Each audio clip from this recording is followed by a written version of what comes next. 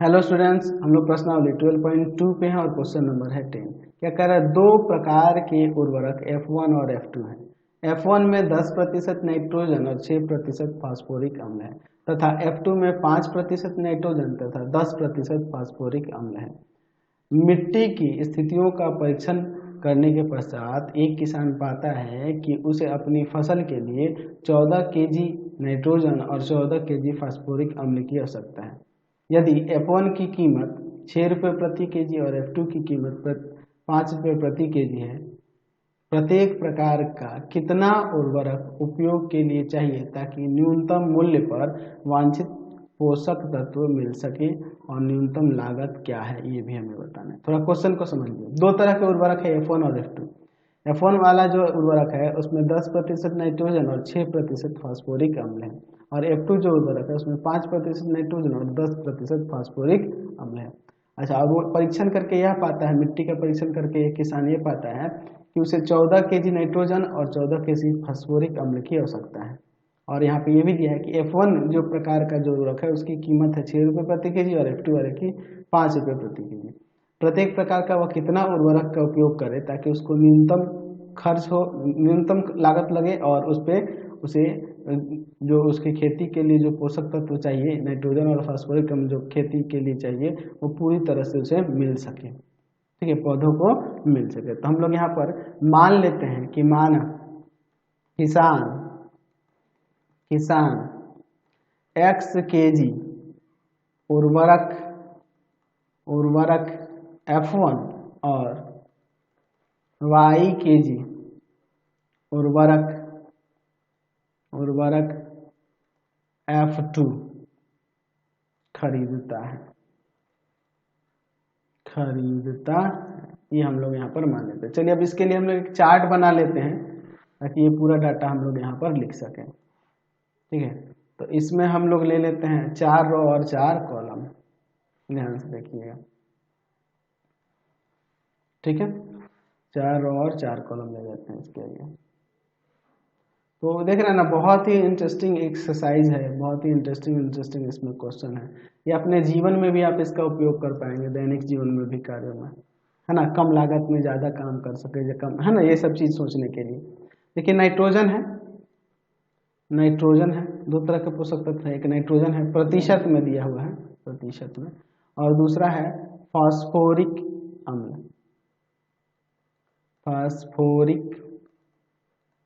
अम्ल है, ये भी प्रतिशत में है। ठीक है, अच्छा, और F1 और F2 दो तरह के यहाँ पर उर्वरक हैं, दो तरह के। ठीक है, अच्छा, और यहाँ पर कीमत भी दी हुई है, रुपए में प्रति केजी। अच्छा, और कितनी उपलब्धता है, आवश्यकता है पोषक तत्वों की, वो भी यहाँ पे बताया गया है। आवश्यकता, ठीक है, आवश्यकता, ये आपका केजी में है, ये भी। चलिए, अब इसके बाद हम लोग इस डाटा को तैयार कर लेते हैं। देखिए, दो प्रकार के उर्वरक हैं F1 और F2। F1 में 10% नाइट्रोजन और 6% फास्फोरिक अम्ल है। F1 में 10% नाइट्रोजन और 6% फास्फोरिक अम्ल है। ठीक है, और F2 में 5% नाइट्रोजन और 10% फास्फोरिक अम्ल है। ठीक है, यदि उसका फसल के लिए 14 केजी नाइट्रोजन और 14 केजी फास्फोरिक अम्ल की आवश्यकता हो, 14 केजी इसकी आवश्यकता है, नाइट्रोजन की भी और फास्फोरिक अम्ल की भी 14 केजी। ठीक है, चलिए अब देखिए, और यहाँ पर इस पे दिया हुआ है कीमत 6 रुपये प्रति केजी और F2 की 5 रुपये प्रति केजी। अब इसके बाद हम लोग देखते हैं, हमें न्यूनतम निकालना है, मिनिमम के लिए बात करना है। Minimum of Z equal to क्या हो जाएगा? तो 6 रुपये प्रति केजी F1 उर्वरक है तो उसका 6x रुपीज़ हो जाएगा, क्योंकि x केजी है तो 6x हो जाएगा। और ये y केजी है F2, तो 1 रुपये की इस पे कीमत है इसका 5 रुपये प्रति केजी, तो क्या कितना हो जाएगा? 5y। ठीक है, ये हो जाएगा आपका ऑब्जेक्टिव फंक्शन। अच्छा, उसके बाद देखिए, हम लोग यहाँ नाइट्रोजन और फास्फोरस के लिए एक समीकरण बनाएंगे, असमीका वाला। तो यहाँ देखिए 10% है, तो x kg है, kg में है ना ये, तो हम लोग लिख सकते हैं x का 10% प्लस, अच्छा y kg उर्वरक है F2 और उसमें नाइट्रोजन है 5%, तो y का 5%, और टोटल मिला के जो है मैक्सिमम से मैक्सिमम कितना भी हो सकता है, लेकिन मिनिमम कितना होगा 14 kg होना चाहिए। 14 kg की आवश्यकता है, उससे ज़्यादा होगा तो कोई दिक्कत नहीं है, तो 14 और 14 से ज़्यादा हो सकता है। ठीक है, यहाँ पे ही ना करेंगे। चलिए यहाँ पर क्या हो जाएगा, अब देखिए 100 आ जाएगा नीचे, तो 10/100x और plus 5/100y is greater than equal to 14। इसको काट देते हैं 5 से 2 बार में, और ये 20 बार में, ये 1 बार में, और यहाँ पर भी ये 20 बार में। एलसीएम ले लेते हैं, तो एलसीएम हो जाएगा आपका 20, 2x plus y is greater than equal to 14, ये जाके उधर मल्टीप्लाई करेगा, तो 2x प्लस का y is greater than equal to 280 आ जाएगा। दूसरे वाले के लिए चलते हैं, जो फास्फोरिक अम्ल है, तो 6 का देख रहे हैं 6% है F1 में, तो x kg है F1, तो x का हो जाएगा आपका 6% और प्लस F2 में आपका फास्फोरिक अम्ल है 10%, तो y का 10%, और is greater than equal to कितना हो जाएगा 14, तो 6/100x प्लस y हो जाएगा यहाँ पे कितना 100, 10/100y, 10% है तो 10/100y is greater than equal to 14। ठीक है, आगे अब देखते हैं। यहाँ पर एक काम करते हैं, 2 से ही काटते हैं इसको, 3 और यहाँ 50, यहाँ भी 2 से ही काटेंगे, 5 और यहाँ पर 50। ऐसा इसलिए कर रहे हैं ताकि दोनों के बेस में सेम मिल सके, बात को समझे ना। 3x प्लस का 5y is greater than equal to 14, ये जाके उधर गुना करेगा, तो यहाँ से हो जाएगा हमें 3x प्लस का 5y is greater than equal to 700, तो ये दोनों हमें असमीकरण यहाँ प्राप्त हुई। और ऋणोत्तर व्यवरोध तो होगा ही, क्योंकि जो हम लोग उर्वरक F1 और F2 2 प्रकार के जो ले रहे हैं वो 0 kg या 0 से अधिक होंगे, इसलिए ये भी लेंगे। चलिए अब देखते हैं दोनदोनों असमीकरणों के लिए। तो अब लोग ग्राफ बनाने के लिखेंगे, दिए गए रैखिक असमीकरणों को रैखिक समीकरणों में बदलने पर तो पहले वाले से क्या हो जाएगा आपका 2x plus Y equal to में 280, 2x plus Y equal to में 280, और दूसरा हो जाएगा 3x प्लस का 5y बराबर में 700। चलिए अब इसके लिए हम लोग यहाँ पर 2 चार्ट बना लेते हैं, फिर हम लोग इसका आगे देखेंगे। ध्यान से देखिएगा, इसका ग्राफ खींचने के लिए हम लोग यहाँ पर 2 चार्ट ले लेते हैं, तो 2 इसके सॉल्यूशन निकालेंगे ना यहाँ पर। चलिए इसके हम लोग यहाँ पर 2 सॉल्यूशन निकालते हैं। चलिए ध्यान से देखिए, तो यहाँ x ले लेते हैं, यहाँ y, यहाँ भी x और यहाँ y। तो देखिए x का 0 रखेंगे तो y का 280, y 0 रखेंगे तो x का 140। अब देखिए यहाँ पर x का 0 रखेंगे, तो ये 5 जाएगा भाग में, तो यहाँ पर हो जाएगा आपका कितना 140 हो जाएगा ना जी। चलिए अच्छा, ये y 0 रखेंगे तो x का कितना जाएगा 700 में 3 से भाग करेंगे, तो 700/3 लिख दीजिए, 700/3, लेकिन लगभग में कितना हो जाएगा, दशमलव में करेंगे तो आ जाएगा ये 233 के लगभग, 233.33 आएगा। चलिए इसको फ्रैक्शन में ऐसे ही रहने देते हैं। ठीक है, अब इसका हम लोग यहाँ ग्राफ बनाते हैं। तो ध्यान से देखिए, यहाँ पर हम लोग ले लेते हैं x एक्सिस, ठीक है, और इस पर ले लेते हैं y एक्सिस, काफी है। चलिए देखिए लिख देते हैं, आपका x हो जाएगा, इधर आपका x डैश, ये आपका y, और यहाँ ले लेते हैं हम लोग y डैश। तो यहाँ पर हम लोग एक काम करते हैं, यहाँ पर कितना से ले जाएं, ले लेते हैं 35 से 70 ले लेते हैं, ये कम में ही हो जाएगा। 35 लेते हैं, 35, 70, फिर आपका 105, 140, फिर 140 के बाद आपका हो जाएगा, ऐसे ही बढ़िए ना, आपका 140 के बाद हो जाएगा आपका 35 बढ़िएगा तो 175, 175 के बाद आपका हो जाएगा 210, 245, 245 के बाद हो जाएगा आपका 280, समझ गया ना, काफ़ी है इतना ही। 280 के बाद ये आपका हो जाएगा 315। 1 2 3 4 5 6 7 8 9 लेनी है, 2 3 4 5 6 7 8 9। चलिए देखिए अब इसके बाद ग्राफ 0 और 280, वाई एक्स का 0, वाई का 280, तो 35, 70, 70 के बाद आपका 105, 105 के बाद आपका 140, 175, 175 के बाद हो जाएगा आपका 175 के बाद आपका हो जाएगा 175 के बाद आपका 210, 245 और 280, 0,280, ठीक है। चलिए अब इसके बाद देखिए 0,280 हो गया। अच्छा 140 और 0 तो 35, 70 और 70 में 140, 140 ये हो जाएगा, 140 और 0, ठीक है। तो इन दोनों से होकर जाने वाली अगर आप रेखा खींचेंगे तो कुछ इस तरह से खींच देंगे, ये ना हो जाएगी रेखा। चलिए तो इसका हम लोग यहाँ पर समीकरण दिखा देंगे, इसका समीकरण यहाँ दिखा देंगे। इसका समीकरण क्या है, 2x + y = में 280, 2x + y = में 280। दूसरे वाले के लिए चलते हैं, दूसरे वाले के लिए देखिए, दूसरे वाले के लिए हम लोग यहाँ पर लेते हैं 0 और 140, यहाँ पे हो जाएगा 140। फिर दूसरा है 700/3 और 0, तो ये 233 के आसपास होगा, तो 233 के आसपास होगा, तो ये 70, 140 और यहाँ पे 210, और 210 के बाद ये हो जाएगा 245, तो 233 इसके इधर यहाँ हो जाएगा, तो 700/3 और 0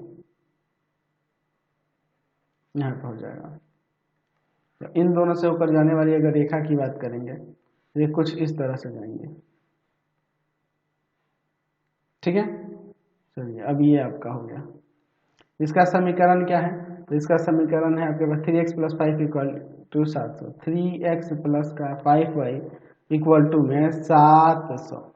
चलिए अब इसके बाद हम लोग हल क्षेत्र का पता लगाते हैं, 0 0 पर असमीकरणों की जांच करते हैं। 0 0 पर असमीकरण देखते हैं दोनों के लिए। पहला देखो 2x + y > 280 होगा, तो 2 × 0 + 0 > 280। क्या 0 ग्रेटर है या इक्वल है 280? क्या सत्य है? दूसरे वाले को चेक करते हैं, यहाँ पे कर लेते हैं, यहाँ नीचे 3 × में 0 + 5 × में 0 > 700। तो क्या 0 ग्रेटर है या इक्वल है 700? तो ये भी आपका असत्य है, तो दोनों का दोनों असत्य हो रहा है। तो जब असत्य हो रहा है तो इसके बाहर वाला क्षेत्र यानी कि यह आपका क्षेत्र जो होगा हल क्षेत्र हो जाएगा। तो ये सुसंगत हल क्षेत्र जो है ये आपका क्या है, परिबद्ध नहीं है, अनबाउंडेड है, तो हम लोग यहाँ पे लिख सकते हैं, यहाँ पर इसके कोणीय बिंदु पर एक ये हो जाएगा a 700/3 और 0, ये b ले लेते हैं, इसका हमें निकालना पड़ेगा अभी, और ये आपका c हो जाएगा। तो इसका निकालने के लिए दोनों को सॉल्व कर देंगे तो हमारा काम हो जाएगा जी ना।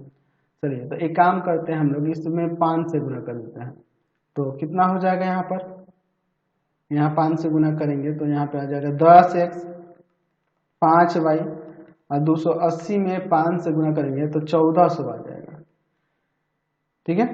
280 में 5 से गुना करेंगे तो 1400 आ जाएगा, और फिर यहाँ पे इसको लिख देते हैं 3x + 5y = में 700, sign change minus minus minus ये कट जाएगा। यहाँ पर आपका आ जाएगा 7x और इधर आपका आ जाना है 700, ये जाएगा भाग में, तो x का मान 100 हो जाएगा। तो x का मान 100 हो गया, आप किसी भी समीकरण में रख देते हैं, इसमें रख दो x का मान 100, 100 × 200 हो जाएगा, और 200 उधर जाके घटेगा तो y का 80 आ जाएगा। तो 100 और 80 आ गया, यहाँ से 100 और 80 आ जाएगा। तो लिख सकते हैं कि हल क्षेत्र एक बहुभुज नहीं है, बहुभुज नहीं है। इसके कोणीय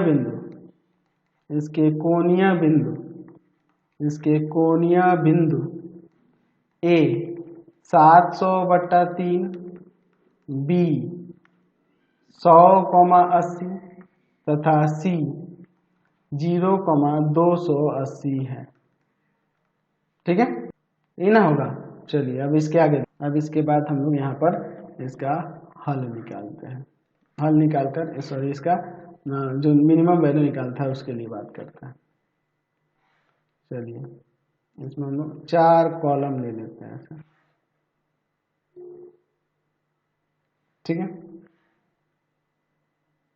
अब इसके बाद देखिए यहाँ पर ले लेते हैं कोणीय बिंदु जो है, कोणीय बिंदु, और यहाँ जो आपके पास z इक्वल टू में क्या दिया, objective function z equal to में क्या दिया है 6x + 5y, 6x प्लस का 5y। यहाँ पर है 700/3, 0 100,80, ठीक है, और 0, में 280। इसमें रखेंगे तो हो जाएगा आपका 1400। यहाँ पर रखेंगे 600 और 8 पंजे 400, तो 600 400 1000। इसको रखेंगे तो 0 और 28 में 5 से गुना करेंगे 1400। तो मिनिमम 1000 ही ना आ रहा है, मिनिमम यही आ रहा है, मिनिमम यही आ रहा है, मिनिमम आ रहा है एट 100 और 80 पर। ठीक है, तो हम लोग यहाँ पे अब नीचे लिख सकते हैं, नीचे क्या लिख सकते हैं जी कि ये जो मिनिमम 100 और 80 पर आ रहा है z इक्वल टू 1000, न्यूनतम मान हो भी सकता है और नहीं भी, क्योंकि हल क्षेत्र एक बहुभुज नहीं है, अनबाउंडेड है, बहुभुज नहीं है। तो जब बहुभुज नहीं है तो अब कैसे पता करेंगे होगा कि नहीं, तो इसके लिए जांच देखिए किस तरह से। मिनिमम के लिए बात हो रही है, यहाँ पे हम लोग ले लेंगे 6x + 5y is less than कितना 1000, मिनिमम की जब बात होगी तो। फिर अब इसके लिए हम लोग इसका आरेख बनाएंगे, लिखेंगे दिए गए रैखिक असमीका को रैखिक समीकरण में बदलने पर, तो बदलने पर क्या हो जाएगा, तो 6x प्लस का 5y इक्वल टू में 1000। अब इसके लिए हम लोग यहाँ पर एक चार्ट बना लेते हैं। चलिए अब इसके बाद देखते हैं इसका हल। यहाँ पे निकालेंगे ना कम से कम 2 तभी ना इसका ग्राफ खींच पाएंगे। चलिए देखिए x का 0 रख देते हैं, तो y का कितना आ जाएगा 200 आ जाएगा, y 0 रख देते हैं तो x का 1000/3 यानी कि 500/3। ठीक है, 500/3, तो 500/3 का मतलब समझ रहे हैं, 500 में 3 से भाग देने का मतलब हो जाएगा आपका 166.66 लगभग है। चलिए इसका ग्राफ देखते हैं, 0 और 200 कहाँ होगा ग्राफ पर, 0 और 200 कितना होगा, तो 140 है, 140 के बाद यहाँ 175, 210, 210 इधर कहीं होगा, क्या था आपका 0,200। फिर दूसरा क्या है, दूसरा है 500/3 और 0 यानी कि 166.66 और 0, 140, 175, तो यहाँ इधर होगा 100 कितना था जी 500/3 में 0। तो इन दोनों से होकर जाने वाली अगर हम लोग रेखा को देखें तो ये कुछ इस तरह से जाएगी और ये रेखा डॉटेड होगी, ध्यान रखना, क्योंकि सिर्फ लेस देन की वहाँ बात कर रहा था, असमीका वाला चिन्ह सिर्फ लेस देन का था, इसलिए ये डॉटेड रखेंगे। तो हम लोग लिख सकते हैं यहाँ पर ये हल क्षेत्र से नहीं जा रहा है, नहीं ना जा रहा है, इसलिए जो आपका मिनिमम वैल्यू है वह 1000 ही होगा। तो हम लोग लिख सकते हैं कि हम लोग यहाँ लिख सकते हैं कि आरेख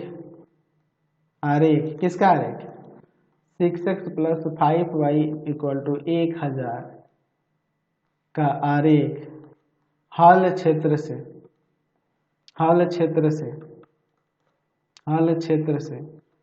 नहीं गुजर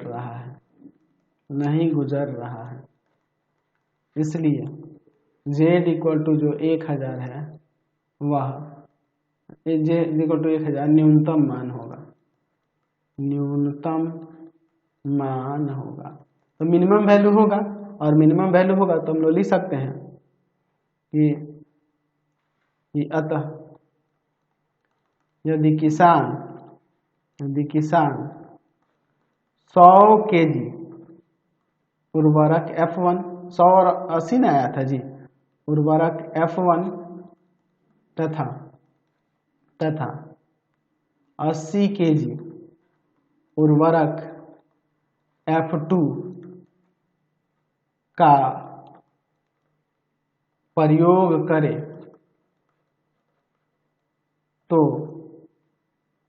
उसे न्यूनतम मूल्य 1000 रुपये का वांछित पोषक तत्व मिल सकेंगे। समझ गए? कोई दिक्कत नहीं है। 11 देखिए क्या कह रहे हैं, निम्नलिखित असमीकरण निकाय, यहाँ पर जो दिए गए असमीकरण निकाय दिए हैं, इनके निर्धारित सुसंगत क्षेत्र के कोणीय बिंदु यहाँ दिए गए हैं।